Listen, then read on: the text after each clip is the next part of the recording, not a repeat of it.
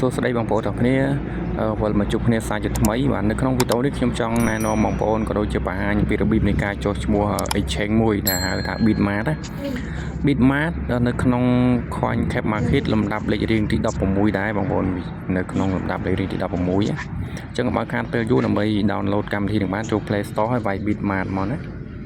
បន្ទាប់បងប្អូនវាយ download អស់ហើយបងប្អូនចុចបើកវាមកវាចេញតម្រង់របៀបនេះ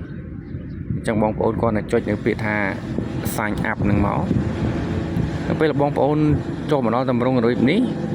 គឺជាតម្រងនៃការចុះឈ្មោះហើយនឹងតម្រងនៃការ log in អញ្ចឹងបើសិនជាបងប្អូនមាន account ហើយយើងអាច log in ដោយចុចនៅកន្លែងតែមួយហ្នឹងបាទកន្លែងហ្នឹងដដែល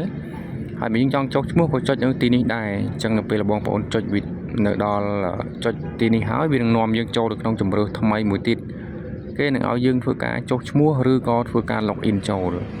ចឹងដើម្បីធ្វើការ log in ចូលបងប្អូនមើលត្រង់ពាក្យថា log in ហើយដើម្បីធ្វើការចុះឈ្មោះបងប្អូនមើលនៅត្រង់កន្លែងពាក្យថា sign up បងប្អូនឃើញទេ sign up គឺនៅចំហៀងខាងលើបាទហើយបើសិនជាបងប្អូនចង់ log in គឺមិនចាំបាច់ចុចកន្លែងពាក្យ sign up ទេ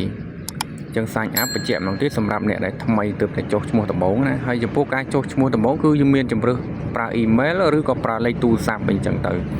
ចឹងខ្ញុំជ្រើសរើសលើការប្រើប្រាស់ email បងប្អូនណាចឹងខ្ញុំចុចលើកន្លែង email ហើយបំពេញ email យើងចូលបន្តមកទៀតបំពេញនៅ password បាទ password គឺយ៉ាងហោចណាស់មាន8ខ្ទង់បងប្អូនណាត្រូវតែដាក់តាមលំដាប់លំដោយរបស់វាមានអក្សរតូចអក្សរធំលាយនឹងសញ្ញាហើយអធ្យាស្រ័យផងបើសិនជាមានសំឡេងខ្យល់ឬក៏សំឡេងរំខានបន្ទាប់ពីយើងដាក់ត្រឹមត្រូវហើយយើងចុចពាក្យថា sign up ហើយវានឹងចេញverification បែបនេះអញ្ចឹងបងប្អូនមើលនៅខាងលើគេឲ្យយើង select ទៅតាមលំដាប់លំដោយនៃរូបបាទរូបទី1គឺមេអំបៅរូបទី2គឺសញ្ញាត្រែហើយរូបទី3គឺសញ្ញាហ្គីតាអញ្ចឹងយើងមើលនៅខាងក្រោមមួយណាជាសញ្ញាមេអំបៅយើងចុចវាមុនគេបាទលំដាប់លេខរៀង1 2 3បន្ទាប់ពីចុចហើយចុច confirm វាចេញនៅតម្រងរបៀបនេះមកអញ្ចឹងគឺផ្ញើសារចូល email របស់យើងអញ្ចឹងបងប្អូនចូលទៅក្នុង email របស់បងប្អូនដែលដាក់ចុះឈ្មោះហ្នឹងដើម្បីយកលេខកូដបាទនេះគឺជាលេខកូដអញ្ចឹងបងប្អូន copy ក៏បានឬក៏កត់សម្គាល់វាក៏បានដើម្បីយកទៅវាយបញ្ចូលនៅត្រង់កន្លែងបញ្ជាក់លេខកូដនេះបាទអញ្ចឹងបងប្អូនគាត់តែវាយបញ្ចូលលេខកូដហ្នឹងឲ្យត្រឹមត្រូវតាមកូដដែលគេផ្ញើក្នុង email មកវាជាការស្រេចហើយគឺវានឹងឲ្យបងប្អូនចូលទៅក្នុងការចុះឈ្មោះជំហានបន្ទាប់មួយទៀតអញ្ចឹងវាកំពុងតែដំណើរការសូមបងប្អូនរងចាំវាសិនបាទវា load security សារថ្មីអញ្ចឹងបងប្អូនមើលតាមលំដាប់លំដោយនឹងទៅបាទចុចវាដូចមុនអញ្ចឹងបាទអញ្ចឹងការចុះឈ្មោះរបស់ខ្ញុំគឺខ្ញុំវាយលេខកូដនឹងម្ដងទៀតមិញប្រហែលជាអ៊ីនធឺណិតវា slow អញ្ចឹងបងប្អូនឥឡូវបានជោគជ័យហើយអញ្ចឹងការចុះឈ្មោះរបស់យើងបានសម្រេចហើយអញ្ចឹងវាចូលមកដល់តម្រងនៃការសំទោសមិនមែនតម្រងនៃការ log in នេះគឺយើង log in ចុះឈ្មោះហើយគឺវា log in បានជោគជ័យចូលមកដល់ផ្ទាំង home របស់ exchange Bitmart នេះហើយបងប្អូនណាអញ្ចឹងអ្វីដែលបងប្អូនត្រូវធ្វើទៀតគឺយើងត្រូវធ្វើ KYC វាណាចុះឈ្មោះហើយគឺសូមកុំភ្លេចធ្វើ KYC តាមអ្វីខ្ញុំបានធ្វើ KYC គឺងាយស្រួលធ្វើបងប្អូនណាធ្វើតែ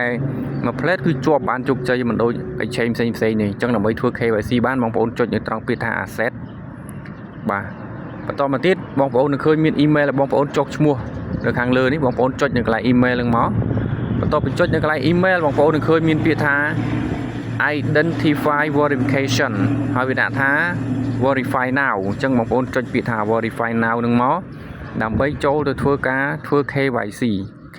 ពាក្យពេញវាបានន័យថា know your customer បន្ទាប់បងប្អូនចុចមកបងប្អូនឃើញតម្រងរបៀបនេះអញ្ចឹងអ្វីដែលបងប្អូនត្រូវធ្វើបន្តទៀតគឺបងប្អូនត្រូវតែចុចពាក្យថា verify now អញ្ចឹងមកដល់កន្លែងនេះទី1គេឲ្យបងប្អូនជ្រើសរើសរកប្រទេសបាទអញ្ចឹងយើងនៅកម្ពុជាជ្រើសរើសយកកម្ពុជាហើយប្រឡោះទី2គេឲ្យយើងដាក់ឈ្មោះរបស់យើងអញ្ចឹងយើងដាក់ឈ្មោះតកូលរបស់យើងមកប្រឡោះទី2ដដែលតែខាងមុខនេះគឺបងប្អូនដាក់ពាក្យថាដាក់ឈ្មោះរបស់យើងកន្លែងពាក្យ last name ណាបាទអញ្ចឹងយើងបំពេញ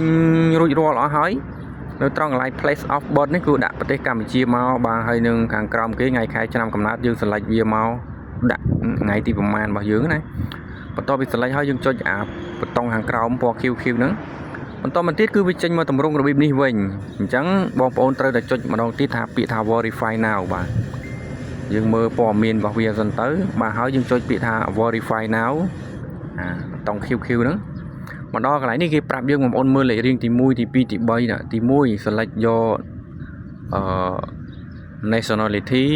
ទី2 scan and upload ID ទី3គឺយើងធ្វើការ selfie ហ្នឹងហើយអញ្ចឹងបងប្អូនចុចតាមគេមកបន្តមកទៀតយើងចុចពាក្យថា verify now នឹងម្ដងទៀតបាទចុច verify now ម្ដងទៀតដើម្បីចូលទៅធ្វើការធ្វើ KYC អញ្ចឹងយើងចុចមក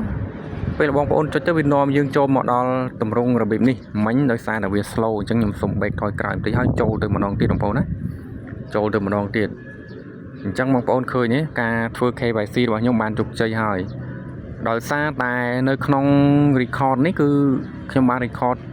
សកម្មភាពខ្ញុំបានធ្វើ KYC ដែរបងប្អូនប៉ុន្តែ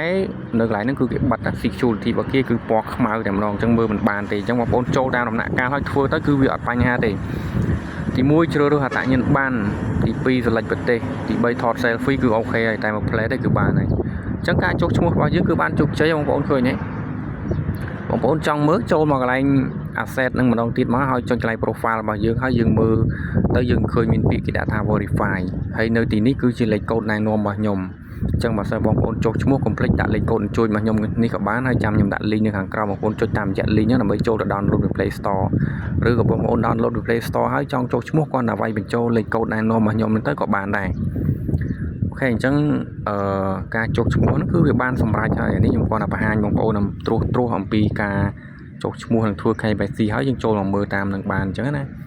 អញ្ចឹងការចុះឈ្មោះនេះគឺវាមានតែប៉ុណ្្នឹងបងប្អូនឃើញទេអញ្ចឹងយើង back ថយក្រោយបងប្អូនអាចចូលមកឆែកមើលម្ដងទៀតបាទយើងចង់ deposit អាចធ្វើការ deposit ចូលនៅកាក់ផ្សេងដែលបងប្អូនចង់ deposit ណា